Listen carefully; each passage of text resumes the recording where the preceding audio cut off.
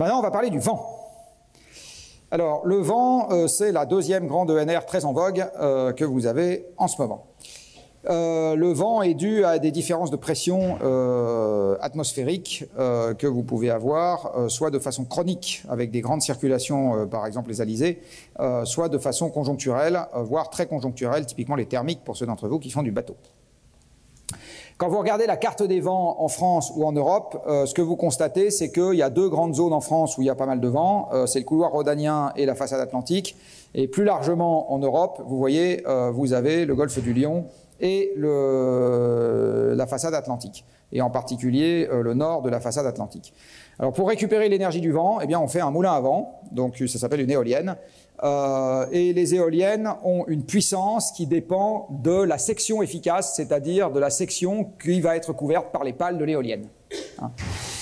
Par ailleurs, la puissance étant le carré de la masse par la vitesse, la moitié, le carré ça va vraiment mal, la moitié de la masse fois la vitesse au carré que divise le temps, en fait vous vous rendez compte que cette affaire-là est une fonction du cube de la vitesse du vent. Donc la puissance d'une éolienne varie comme le cube de la puissance du vent, de la vitesse du vent, je vais y arriver décidément, et donc c'est quelque chose qui est rapidement variable au cours du temps. Vous pouvez avoir des grandes variations de puissance. Par exemple, avec le parc installé en France, après le passage de la tempête Miguel, eh bien, la puissance injectée sur le réseau est passée de 10 gigawatts à moins de 1 gigawatt en l'espace d'une journée. Donc on a diminué la puissance injectée par les éoliennes de 9 gigawatts. Comme les journalistes adorent compter en centrales nucléaires, ça fait 9 centrales nucléaires, voilà, en l'espace d'une journée. Donc ça fait quand même des grandes variations. On envisage également maintenant de mettre des éoliennes flottantes. Alors pourquoi est-ce qu'on a envie de mettre les éoliennes sur la mer? Parce que sur la mer, vous avez moins de résistance au vent, et donc vous avez des vents qui sont plus réguliers, et donc vous avez une production annuelle qui est plus importante. Par contre, vous avez des coûts qui augmentent fortement parce que à terre, vous plantez directement l'éolienne dans la terre. Plus vous allez en mer et plus vous avez besoin d'une infrastructure sous-marine qui est importante. Et si vous avez une éolienne flottante, vous avez besoin d'une infrastructure sous-marine qui est encore plus importante parce qu'il faut faire une grande plateforme d'ancrage, des câbles, etc. L'éolienne, comme elle vous produit, comme le solaire, soit dit en passant, une électricité qui arrive quand les conditions le déterminent et non pas quand vous en avez besoin, elle va mordre sur votre production dite de base. Donc la production de base dans un pays, c'est celle qui tourne tout le temps. C'est la production dont vous avez besoin tout le temps. Ici, vous avez une semaine typique d'hiver en France. Eh bien, vous voyez la base, c'est tout ce qui se trouve sous le creux. C'est ce que vous allez avoir, en l'occurrence, c'est de la semi-base, là aussi, parce que la base, c'est plutôt annuel. Donc, c'est ce que vous avez absolument toute l'année. Mais disons que là, ce que vous avez sur une semaine, vous voyez, ça s'arrête là. Et donc, pour assurer le surplus qui va au-dessus, il faut des moyens qui soient pilotables, parce que vous avez deux pointes dans la journée, la pointe du matin, là, aux alentours du milieu de la matinée, et la pointe de 19h du soir. La pointe de 19h du soir a lieu à 19h du soir. Elle n'a pas lieu à 15h, parce qu'il y a du vent à 15h. Donc, comme vous avez besoin de moyens pilotables pour assurer la pointe au moment où elle a lieu, pour le moment en tout cas, eh bien, on considère que les moyens intermittents s'imputent sur la base. J'y reviendrai après. Alors, quand vous n'en avez qu'un peu, ça n'oblige pas à changer la façon dont vous envisagez la base. Quand vous en avez beaucoup, évidemment, ça devient un peu plus un problème. Dans les quelques... Voilà, donc ça, l'éolien, une fois que je vous ai dit ça, je vous ai à peu près tout dit sur la façon dont ça marche. Après, quelques éléments complémentaires pour savoir si on peut en faire beaucoup ou pas. Un des premiers éléments sur l'éolien est de savoir si on couvre une superficie suffisamment importante, on est assuré qu'il y ait toujours du vent quelque part, de telle sorte qu'on puisse compter sur une puissance garantie.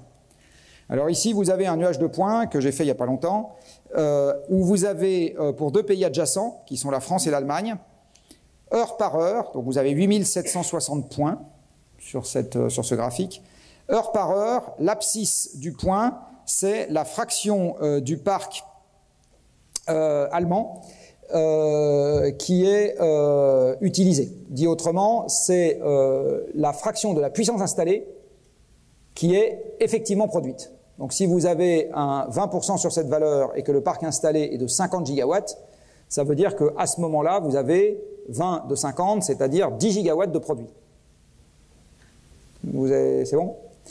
Alors, j'ai mis en pourcentage du parc installé, ou de la valeur maximale plus exactement, et non pas en puissance fournie, pour éviter d'étaler le nuage, parce que les puissances installées dans les deux pays ne sont pas du tout les mêmes. Hein. Là, j'ai 100 d'un côté et 100 de l'autre, de manière absolument certaine, puisque c'est à chaque fois la fraction de la puissance installée qui produit effectivement.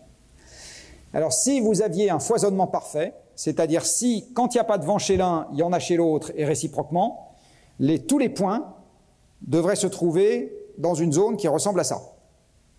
Dit autrement, quand ça tourne à plein d'un côté, ça ne tourne pas du tout de l'autre, comme ça, je n'ai pas trop d'électricité.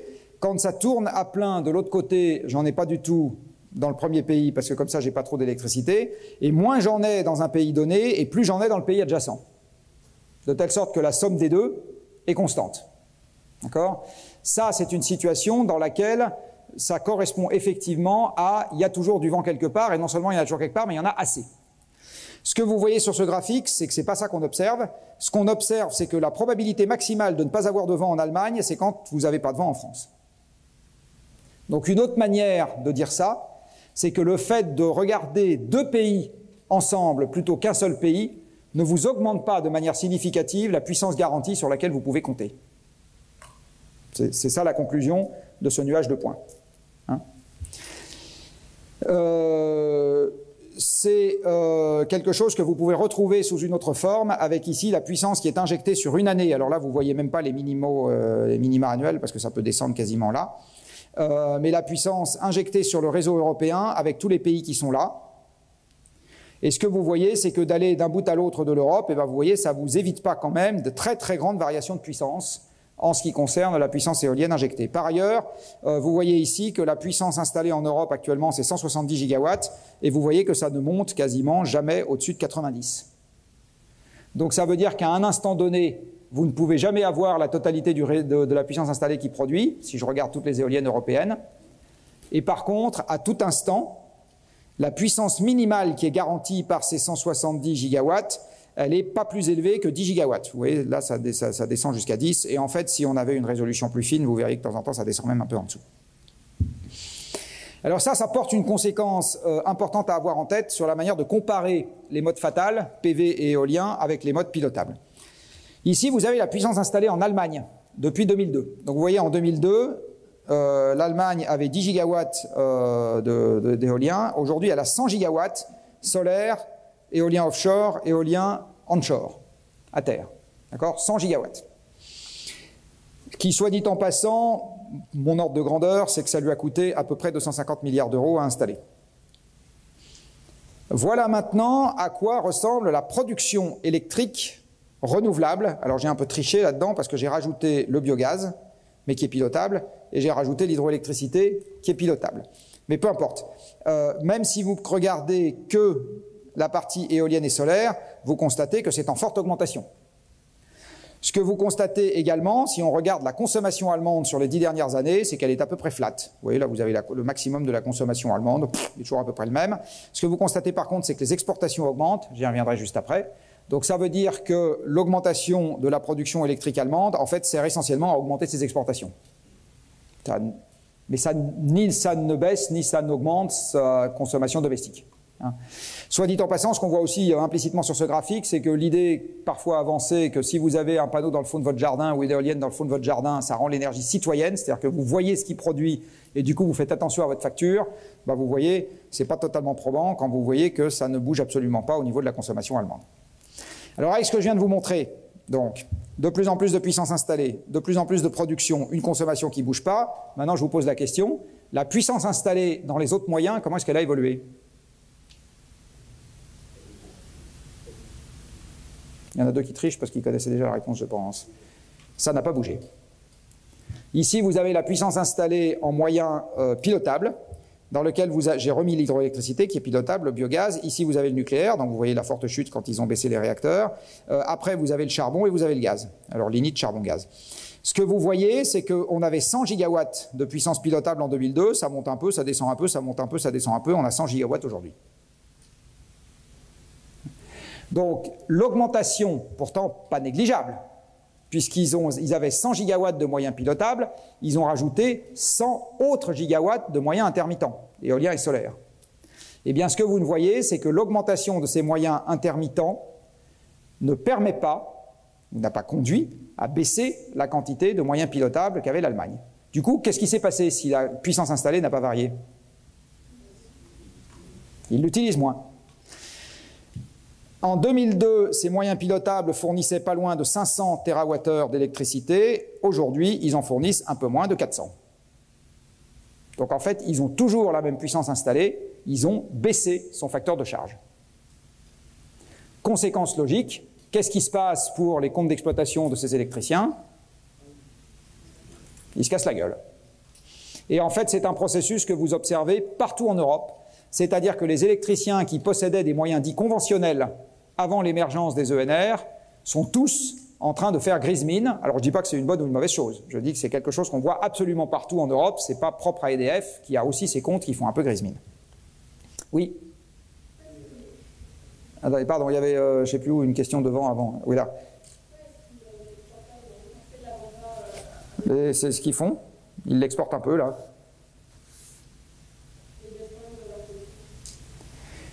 Parce qu'il y a le surplus d'électricité ici conduit à la fois à baisser le facteur de charge et à augmenter les exportations. S'ils n'avaient pas augmenté les exportations, ils baisseraient encore plus le facteur de charge. Voilà. C'est un arbitrage entre les deux. Les exportations, soit dit en passant, conduisent aussi à baisser le facteur de charge des voisins. Pour exactement les mêmes raisons. Oui ?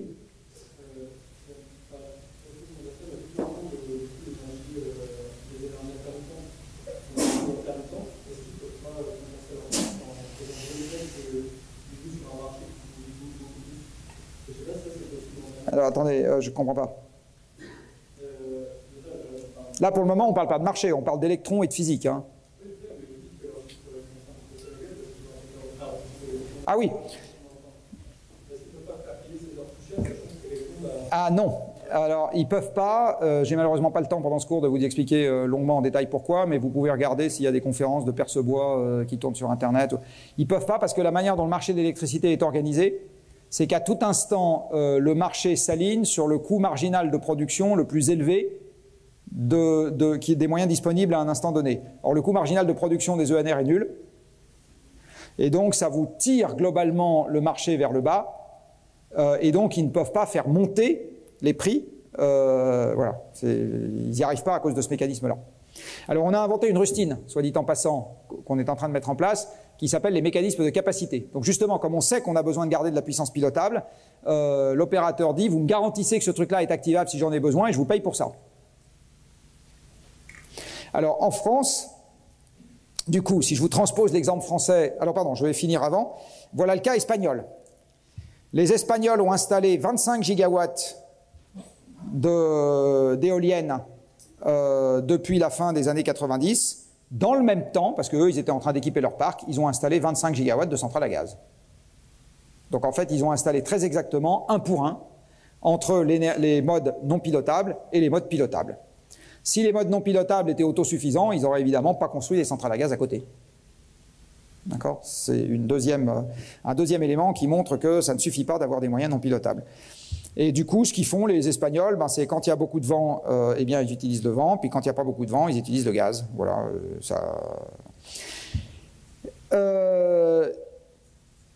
La conclusion que j'en tire pour la France, c'est que si en France, nous développons fortement les modes non pilotables, donc éolien et solaire, quelles qu'en soient les raisons, après ce que je viens de vous dire, et avec votre propre argent, est-ce que vous avez plutôt envie de parier qu'on garde autant de réacteurs nucléaires et qu'on baisse le facteur de charge, ou plutôt envie de parier qu'on va supprimer des réacteurs nucléaires? Moi, avec mon propre argent, j'ai envie de parier qu'on va baisser le facteur de charge. Qu'est-ce que ça donne sur la sûreté du parc, cette histoire? Ça donne que vous avez un parc que vous êtes obligé de garder pour avoir la puissance garantie, et comme il tourne moins souvent, ou bien il encaisse moins d'argent parce que le prix du mégawattheure n'augmente pas, et donc vous avez besoin d'entretenir un parc qui est un système à coût fixe en gagnant moins d'argent. Est-ce que vous pensez que ça augmente la sûreté? C'est pas complètement sûr. Ou bien vous arrivez à faire ce qui a été suggéré tout à l'heure, c'est-à-dire que vous vendez votre kilowattheure plus cher, et à ce moment, vous avez toujours le même nombre de réacteurs, vous payez toujours l'électricité nucléaire le même prix au total pour moins de kilowattheure, et vous avez rajouté en plus le coût des modes intermittents. On est d'accord? Donc mon pari, c'est que si nous allons au bout de l'expérience du 50% de nucléaire en France, et vous serez encore suffisamment, vous serez vivant au moment où vous verrez que le pari va au bout ou qu'on l'abandonne, mon pari, c'est que l'essentiel va être fait non pas en fermant des réacteurs nucléaires, peut-être qu'on en fermera 2 ou 3, mais ça va être fait en baissant le facteur de charge des réacteurs existants. Et à un moment ou à un autre, soit on recapitalisera, soit on réencadrera les prix, soit il se passera quelque chose de très bizarre. Soit EDF n'aura plus les moyens d'assurer la sûreté avec l'argent qu'elle gagnera, on fermera des réacteurs, il y aura des blackouts. Enfin, je veux dire, de toute façon, il va se passer un truc bizarre. Voilà. La seule chose sur laquelle je ne parie pas, c'est qu'on va réussir à remplacer des moyens pilotables par des moyens non pilotables de façon massive, parce que pour le moment, aucun pays n'arrive à le faire. Oui. Aujourd'hui, quand on ferme un réacteur nucléaire, on en réouvre un, comment ça peut Non, enfin oui, en fait oui, puisqu'on a décidé en pratique qu'on allait attendre que Flamanville démarre avant de fermer Fessenheim. Donc en pratique oui. Oui. Ah, bien sûr qu'il est pilotable.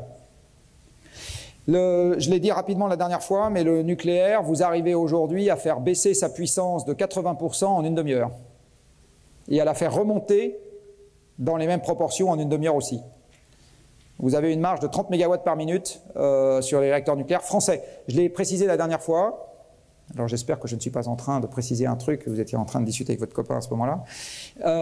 Mais je l'ai précisé la dernière fois, et ce n'est pas le cas de tous les réacteurs nucléaires dans le monde. Mais comme en France, on a un gros parc, et donc vous avez besoin notamment de couvrir une partie de la variation quotidienne avec du nucléaire, ce qui était montré sur la courbe de charge que je peux vous remontrer.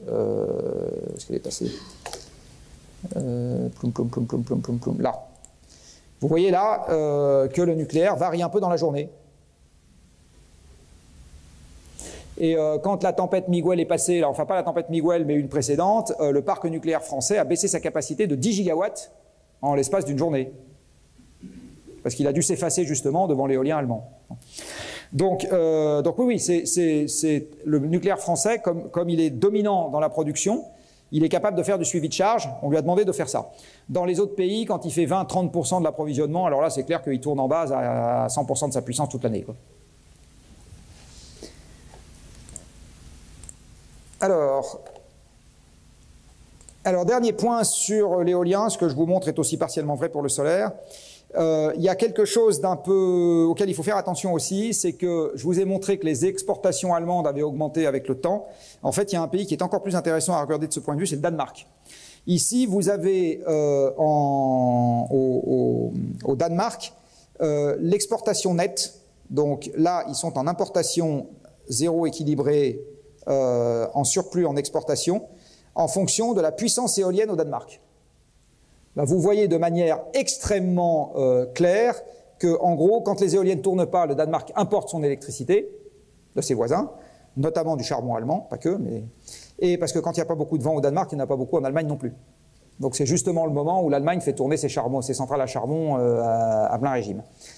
Et quand vous avez énormément de vent, eh bien, le Danemark exporte son surplus. Et alors, il l'exporte, entre autres, vers les pays scandinaves, qui ont plein de barrages, donc qui arrêtent leurs barrages, qui achètent l'électricité là à zéro, voire à moins de zéro, et par contre, qui revendent l'électricité des barrages fort cher au Danemark quand on est là.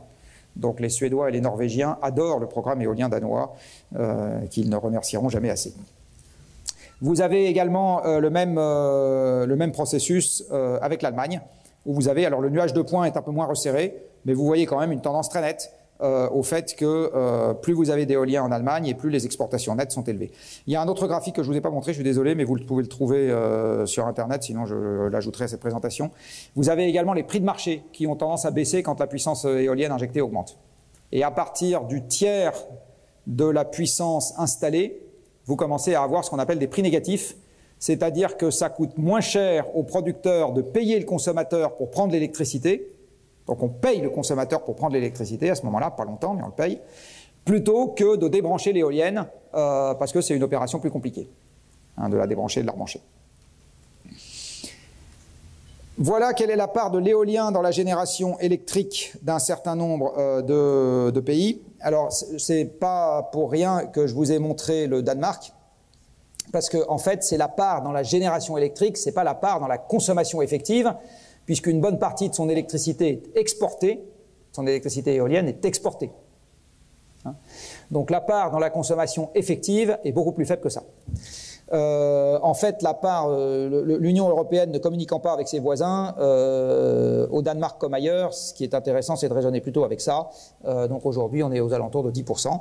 Alors dans l'Union européenne, prise globalement, l'éolien mord quand même sur un peu de fossiles. Hein, c'est clair. Question après.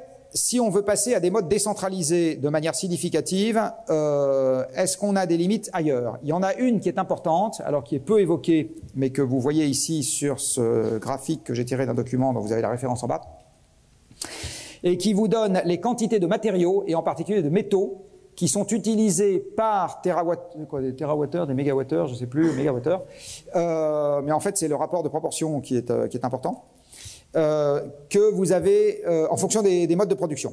Et ce que vous constatez en gros, c'est que quand vous passez des modes, on va dire concentrés, d'accord, dont notamment le nucléaire qui est décarboné, mais pas que vous avez ici, à des modes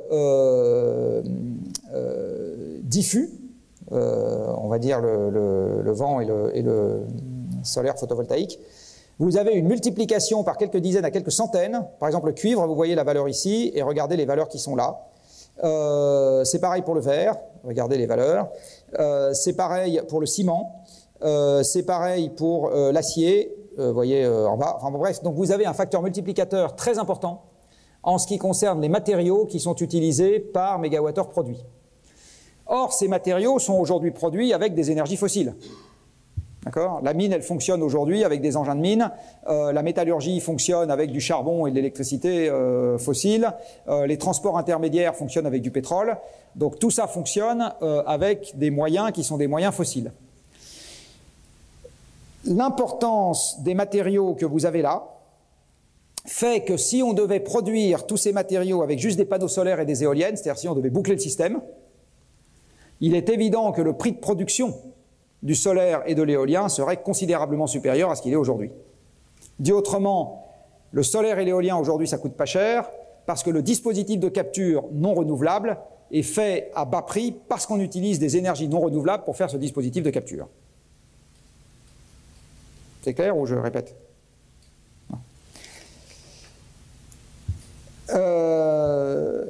Et du coup, avec ce que je viens de vous dire, quand on compare le coût d'un système pilotable avec un système non pilotable, il faut faire très attention au fait qu'on compare des choux et des carottes. Je le redis, vous ne pouvez pas considérer qu'un kilowattheure qui fait que votre cuisinière fonctionne quand vous avez faim vaut la même chose qu'un kilowattheure qui fonctionne quand il y a du vent. Enfin, qui arrive quand il y a du vent. Parce que si vous n'avez faim que quand il y a du vent, c'est parfait. Mais si vous avez faim à d'autres moments que quand il y a du vent, ça marche moins bien. De même qu'un kilowattheure qui permet au train de partir à 8 heures, quoi qu'il arrive, n'a pas la même valeur qu'un kilowattheure qui permet au train de partir quand il y a du vent. Et donc, quand on compare les coûts de production des modes pilotables et des modes non pilotables, j'insiste, on compare des choux et des carottes. Il n'y a que deux manières de comparer les choses. Ou bien vous considérez que le mode non pilotable n'évite pas le mode pilotable. Ce que je vous ai montré tout à l'heure, quand vous avez des modes pilotables installés, vous rajoutez du non pilotable, ça vous permet pas d'enlever du pilotable. Par contre, ça vous permet de vous en servir moins. Quand vous ne vous en servez pas, ce que vous économisez, c'est le coût du combustible au moment où vous vous en servez pas. D'accord ? Le coût du combustible, quand vous vous en servez pas, dans une centrale à lignite allemande, c'est 10 € du mégawattheure. Dans une centrale à charbon dans le monde, c'est quelques dizaines d'euros, 20 €, allez, on va dire, du mégawattheure. Et dans une centrale à gaz, c'est 50 € du mégawattheure. Dans une centrale nucléaire, c'est de l'ordre de l'euro par mégawattheure. Donc, le coût du combustible évité peut se comparer au coût complet du mode non pilotable. Ça, c'est une première comparaison qui est légitime. La deuxième comparaison, c'est dire je vais carrément supprimer le mode pilotable. À ce moment, vous devez rajouter le coût du stockage au mode non pilotable. Vous devez refaire un système pilotable. Et le coût du stockage, je vous l'ai dit tout à l'heure, ça vous conduit à multiplier par n'importe quoi entre 2 et 5. Enfin, je ne l'ai pas dit, mais pardon. Ça vous conduit à multiplier par n'importe quoi entre 2 et 5 le coût de production du mode non pilotable. Et donc, quand vous faites réintervenir le coût du stockage, ça va évidemment rendre l'équation totalement différente. Donc, si je prends un mégawattheure éolien, en sortie d'éolienne, il vaut 50 €, très bien. Mais une fois que je l'ai stocké, restitué, ça va plutôt se rapprocher de 100 à 150. Et ça, encore une fois, c'est dans un monde dans lequel j'ai des énergies fossiles pour me faire l'éolienne et le dispositif de stockage. Oui ? Est-ce que pour le préparer, on peut en compte le coût du changement d'habitude de la société? C'est très difficile de calculer un coût de changement d'habitude. L'ADEME, quand elle a sorti son rapport 100% ENR, là, a supposé qu'il y avait les 2/3 de la puissance appelée dans le pays qui étaient déplaçables sans investissement nécessaire. Sans investissement nécessaire, oui. C'est un postulat hardi, pour ne pas dire plus. Parce que les habitudes, sauf à ce que vous arriviez chez tout le monde avec le fusil, c'est pas si simple que ça à changer, parce qu'il y en a plein qui correspondent à des contraintes que vous ne changez pas si facilement. Je vais vous donner un exemple.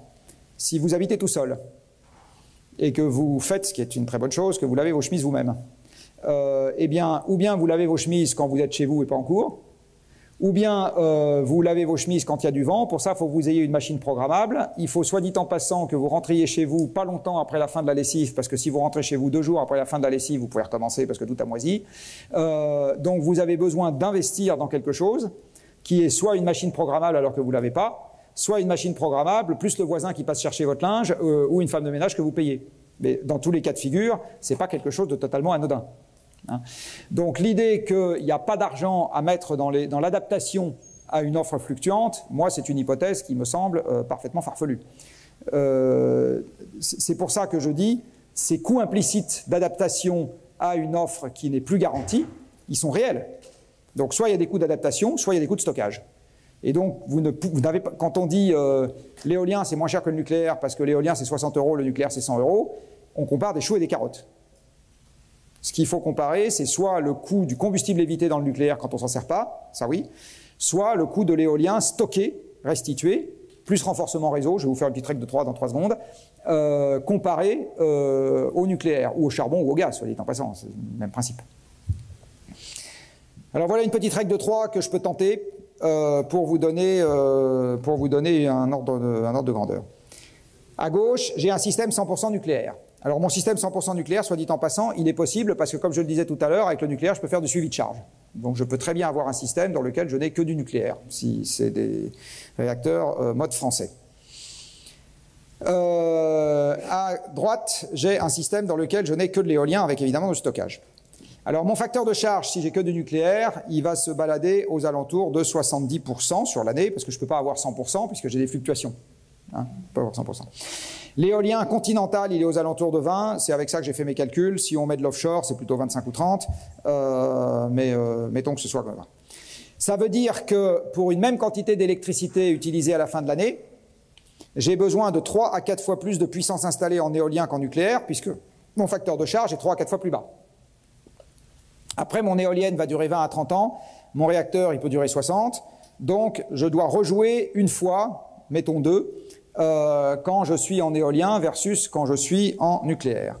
Après, si je suis en nucléaire, je n'ai pas besoin de coûts additionnels dans le réseau, il existe déjà, alors que si je me mets des éoliennes partout, j'ai des raccordements à faire dans tous les sens, et puis si j'ai 3 à 4 fois plus de puissance installée instantanée, ça veut dire que va y avoir des moments où au lieu de cracher 100 gigawatts, mon appareil de production va m'en cracher 250. Il n'arrivera jamais au total des 300 à 400, hein, mais il va quand même en cracher 250. Aujourd'hui, le réseau n'est pas dimensionné pour ça.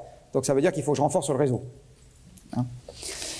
Après, il va falloir que je stocke une partie de l'électricité produite. Alors si je suis en pur éolien, j'ai plus l'hiver, j'ai moins l'été. Si je suis en pur solaire, c'est l'exact inverse. Si j'ai un mélange des deux, je lisse un peu sur l'année, mais j'ai quand même besoin de stockage intersaisonnier.